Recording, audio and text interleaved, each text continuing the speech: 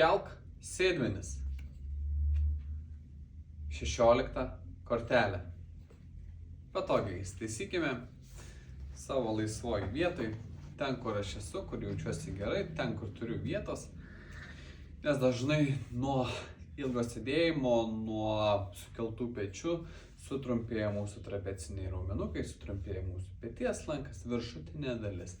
Tam, kad skatintumėm juos netrumpėti, mes turime juos paskatinti, palavinti judesį.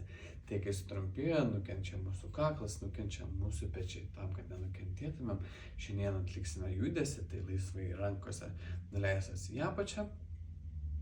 Ir atliekame lengvus, sukamuosius judesiukus, susipažinkime su judesiu kaip į priekį, 10-30 kartų geba judėti, kaip 10-30 kartų geba judėti pečiai į priekį ir atgal. Dabar paskatinkime tai, kad jie pasijungtų su mentim, pečius suspaudžiame, susicentruojame, kaklas atgal ir jaučiame, kaip pečiai, kaip pomentiniai raumenys susiveda tam, kad paimėtume pomentinis raumenukus. Stabilizuojam pilvą, įtraukiam pilvą, sustagrinam, pajunginėjame apatinę dalį su viršutinė tam, kad momentiniai raumenys pasijunginėtų. Susicentruojam, įtraukiam pilvą ir atliekam judesį.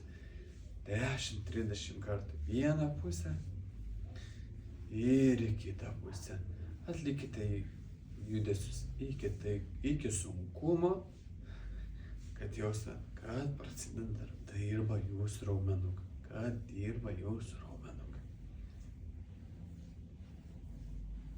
Po viso judesio lengvai papurtame rankytes ir pailsime. Kelk sėdmenis.